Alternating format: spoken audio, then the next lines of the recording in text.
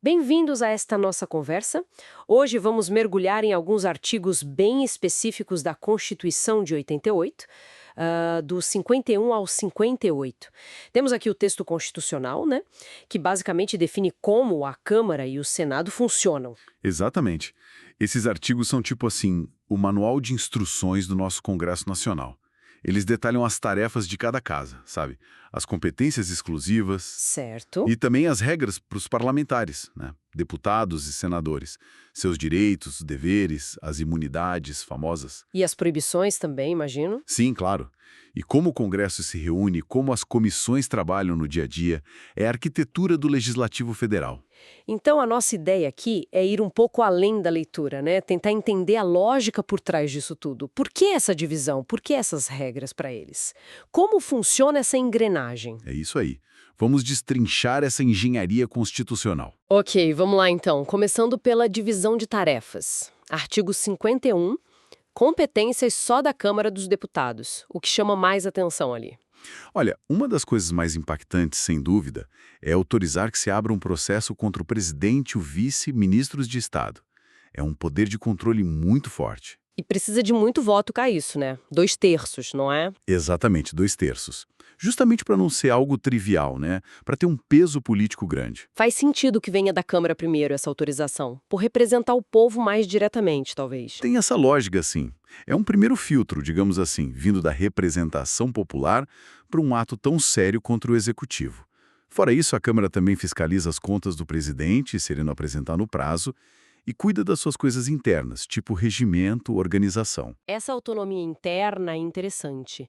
Quer dizer, eles se organizam, mas tem um limite no orçamento, né? Isso. Autonomia administrativa, financeira, mas sempre respeitando a Lei de Diretrizes Orçamentárias, a LDO, e as regras gerais da União. Não é carta branca. Entendi. Então a Câmara tem esse papel de autorizar e fiscalizar mais de perto. E o Senado? Artigo 52. Parece que as tarefas são diferentes, São não? sim. O perfil é outro. Se a Câmara autoriza o processo contra o presidente e o vice por crime de responsabilidade, é o Senado que processa e julga. Ah, então o julgamento mesmo acontece no Senado. Isso. E é importante lembrar que crime de responsabilidade não é crime comum, tipo roubo ou homicídio. É uma infração político-administrativa grave contra a Constituição, as leis. Entendi. O Senado vira tipo um tribunal político nesses casos? Exatamente essa ideia, um tribunal de alto nível para essas situações específicas. E essa função de julgar vale para outras figuras também, né? Ministros do STF, membros do CNJ, do CNMP, o PGR, o AGU. Nossa, bastante gente importante. Sim, é uma ferramenta de accountability, de responsabilização bem poderosa. E além de julgar, o Senado também aprova nomes indicados pelo presidente, né? Funciona como um filtro. Precisamente. O Senado tem que dar o aval, geralmente depois de uma sabatina pública e voto secreto, para várias autoridades. Ministros do TCU, indicados pelo presidente, presidente e diretores do Banco Central, o PGR, Embaixadores também, né? também. Chefes de missão diplomática permanente, aí essa sabatina é secreta, mas precisa da aprovação. Isso é um contrapeso importante às nomeações do Executivo. Tenta garantir mais qualificação, menos só indicação política, né? Imagino que isso force o governo a pensar bem em quem indica, né? Não pode ser qualquer nome. Exato. Tem que ser alguém defensável perante os senadores. Isso modera um pouco as escolhas. E o Senado ainda tem poder em finanças. Autoriza empréstimo externo, fixa limites para dívida. E pode até suspender lei que o STF declarou inconstitucional. E aprovar a demissão do PGR. Uau! Sim, são poderes de controle e revisão bem significativos. E claro, como a Câmara também faz seu regimento, se organiza. Ah, e tem uma coisa mais recente, que é avaliar periodicamente o sistema tributário. Entendi. E tem aquele detalhe no final do artigo sobre o impeachment, né? O presidente do STF preside a sessão no Senado. Isso, para dar uma solenidade maior, uma garantia de imparcialidade, talvez. E a condenação, por 2/3, leva à perda do cargo e inelegibilidade por 8 anos. Uma punição política bem pesada. Certo. Entendemos as tarefas de cada casa. Agora vamos falar dos parlamentares em si. Artigo 53, a famosa inviolabilidade. O que é isso na prática? Basicamente, eles não podem ser processados nem civil nem criminalmente. Pelo que dizem, pelas opiniões e pelos votos no exercício do mandato. É a chamada imunidade material. Para garantir a liberdade de falar, né? Sem medo de processo por causa de uma posição política. Exatamente. Para poder debater, criticar, votar livremente. É essencial para a função deles. Mas essa imunidade gera debate, né? Onde termina a proteção e começa o excesso? Como a Constituição lida com isso? É um equilíbrio difícil, né? A imunidade material é ampla, mas é ligada ao exercício do mandato. Além dela, tem a imunidade formal, que é sobre prisão e processo. Desde a diplomação, eles têm um foro privilegiado. Só o STF pode julgar criminalmente. E prisão, só em flagrante de crime inafiançável, daqueles bem graves. E mesmo assim, a prisão não é automática. Não. A Câmara dele, o Senado, tem que analisar o caso em 24 horas e decidir, pela maioria dos membros, se mantém ou não a prisão. É mais uma proteção para o mandato. E se o STF abre um processo contra um parlamentar por algo que ele fez depois de diplomado, a casa pode fazer alguma coisa? Pode. Se o STF aceitar a denúncia, a casa pode. Se um partido político pedir e a maioria absoluta votar a favor, suspender o andamento daquele processo até o fim do mandato. Isso é para proteger de perseguição A política. ideia é essa. Mas, claro, gera crítica sobre impunidade. É um ponto polêmico. Importante, enquanto o processo está suspenso, a prescrição do crime também fica parada. Entendi. E tem mais alguma proteção? Informações que receberam ou deram por causa do mandato. E mesmo em estado de sítio, as imunidades continuam valendo. Só podem ser suspensas em casos muito específicos com voto de 2/3. Ok, muitos direitos e proteções. Mas e os deveres? O artigo 54 fala de proibições, o que eles não podem fazer de jeito nenhum. Tem uma lista. Desde a diplomação já não podem firmar certos tipos de contrato com o governo, nem ter certos cargos em estatais, por exemplo. E depois da posse, fica mais restrito ainda. Fica. Não podem ser donos ou diretores de empresa que tenha contrato com favorecimento público, sabe?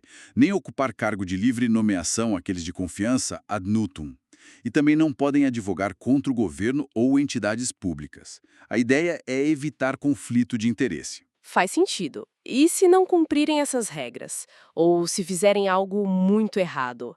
Aí entra o artigo 55, perda do mandato. Exato. O mandato não é para sempre. Pode ser perdido. Tem alguns motivos principais. Primeiro, se violar essas proibições que a gente falou. Segundo, se tiver um comportamento incompatível com o decoro parlamentar. O que seria isso, decoro parlamentar? Inclui abusar das prerrogativas, tipo usar a imunidade para cometer crime comum, ou receber vantagens indevidas, sabe? Corrupção. Também pode perder por faltar demais. Mais de 1/3 das sessões. E problemas com a justiça também podem levar à perda? Sim. Perder os direitos políticos, por exemplo. Ou se a justiça eleitoral cassar o diploma. E, claro, condenação criminal definitiva, aquela que não cabe mais recurso. E quem decide se o mandato é perdido ou não? Depende.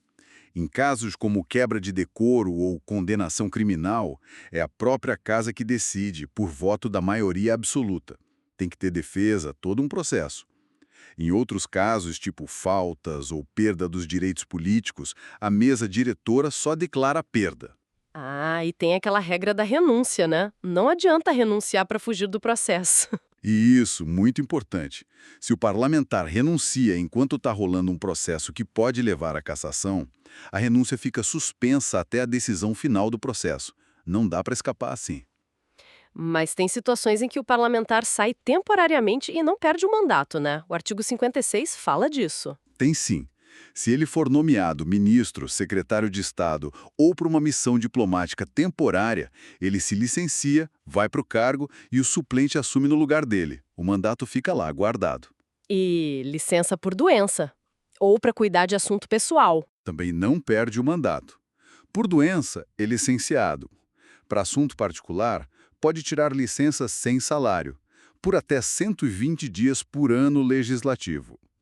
Nesses casos todos, o suplente é chamado. Ok, entendemos as regras das casas e dos parlamentares.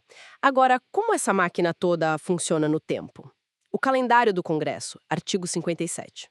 O artigo define o ano legislativo. O Congresso se reúne em Brasília, normalmente, de 2 de fevereiro a 17 de julho, e depois de 1º de agosto a 22 de dezembro. Esses são os períodos normais de trabalho, as sessões ordinárias. Isso. E tem uma trava importante aí. A da LDO, né? A Lei de Diretrizes Orçamentárias. Exatamente. O recesso de julho não pode começar se o projeto da LDO ainda não foi aprovado. Isso obriga o Congresso a votar as diretrizes do orçamento do ano seguinte, antes de sair de férias no meio do ano. É crucial para o planejamento do governo. Entendi. E quando as duas casas se juntam? Sessão conjunta. Tem momentos específicos para isso. Para abrir o ano legislativo, para dar posse ao presidente e vice, para votar vetos do presidente a projetos de lei. E no comecinho de cada legislatura, a cada 4 anos, as casas se reúnem separadas para dar posse aos eleitos e eleger suas mesas diretoras, presidente, vices, secretários. Ah, e a mesa tem mandato de 2 anos e não pode reeleger para o mesmo cargo na eleição seguinte dentro da mesma legislatura. Certo. Isso mesmo. Uma regra para tentar renovar um pouco os comandos das casas. E a mesa do Congresso Nacional como um todo é presidida pelo presidente do Senado. E se acontecer algo urgente nas férias, em janeiro ou julho, o Congresso pode ser chamado? Pode. São as convocações extraordinárias. Acontecem em casos graves, tipo estado de defesa, intervenção federal, ou para pedir estado de sítio. Ou então, se o presidente da República, os presidentes da Câmara ou do Senado, ou a maioria dos parlamentares, acharem que tem algo urgente ou de interesse público relevante. Nesse último caso, precisa aprovar a convocação? Precisa. Maioria absoluta de cada casa tem que concordar em voltar do recesso para trabalhar nesse tema específico. E nessas sessões extras, eles só discutem o motivo da convocação? A regra geral é essa. Só pode tratar daquilo que motivou a volta. Mas tem uma exceção. Se tiver medida provisória, MP do presidente valendo, ela entra automaticamente na pauta. Aí eles não ganham hora extra por isso, não. Faz sentido. Para fechar, vamos falar das comissões. Artigo 58. Dizem que são os motores do Congresso, né? São mesmo. É ali que o trabalho mais detalhado acontece. Elas podem ser permanentes, tipo a CCJ, Comissão de Constituição e Justiça, a de Finanças, a de Educação, cada uma com seu tema. Ou podem ser temporárias, para um assunto específico. E como elas são formadas? Um ponto-chave é garantir, na medida do possível, a representação proporcional dos partidos ou blocos, para que a composição da comissão reflita a força de cada grupo no plenário. Isso vale para as mesas também. E o que elas fazem na prática? Qual o poder delas? Olha, muita coisa. Elas discutem e votam projetos de lei da sua área. Muitas vezes, a decisão da comissão já é final. O projeto nem precisa ir para o plenário principal, a não ser que alguém recorra. É o chamado poder terminativo. Isso agiliza muito o processo, imagino. Demais. Elas também fazem audiências públicas, chamam especialistas, ouvem a sociedade, podem convocar ministros para dar explicações, recebem reclamações, petições, pedem depoimentos, analisam planos de governo. É onde o debate técnico e político acontece de forma mais aprofundada. E tem as temporárias, as CPIs, né? Comissões Parlamentares de Inquérito. Essas têm fama. E com razão, as CPIs são criadas quando 1/3 dos membros da Câmara ou do Senado pede para investigar um fato determinado, por um prazo certo. O grande diferencial delas são os poderes de investigação. Que poderes são esses? São poderes parecidos com os de juiz, sabe? Podem quebrar sigilo bancário, fiscal, telefônico, claro, com ordem judicial. Podem convocar pessoas para depor. E se a pessoa não for, podem mandar buscar. Podem requisitar documentos. São ferramentas muito fortes de investigação. Realmente um poder investigativo dentro do próprio legislativo. E depois que a CPI termina, o que acontece com o relatório? Se a CPI achar que houve crime ou irregularidade, o relatório final vai para o Ministério Público. Aí o MP que vai analisar e decidir se entra com processo na Justiça, seja civil ou criminal. A CPI apura e aponta, mas quem processa e julga é o Judiciário, a partir da provocação do MP. Entendi. E no recesso, quando não tem sessão, o Congresso para totalmente? Não, fica funcionando uma comissão representativa com membros das duas casas, eleita antes do recesso e com composição proporcional. Ela tem algumas tarefas para garantir que o Congresso não fique totalmente parado. É uma estrutura mínima que continua ativa. Então, recapitulando um pouco, A gente viu esse desenho do legislativo na Constituição, né? A divisão de tarefas entre Câmara e Senado, uma mais ligada à representação direta e autorizações, a outra mais com o pé na revisão, no julgamento. Vimos as regras para os parlamentares tentando equilibrar a liberdade para atuar com a responsabilidade e a máquina funcionando, com as sessões, as comissões e o poder especial das CPIs. É um sistema bem complexo, cheio de freios e contrapesos. Exatamente. A gente tentou entender não só o que está na lei, mas por que está assim. Como a Constituição tenta equilibrar os poderes, dar autonomia, mas com limites, proteger a função, mas cobrar responsabilidade. E fica a reflexão, né? Como essa estrutura toda, pensada lá em 88, conversa com a política do Brasil hoje. Será que essas regras na prática conseguem mesmo garantir um legislativo que funcione bem, que represente a sociedade e que seja responsável? É algo para a gente continuar observando com certeza.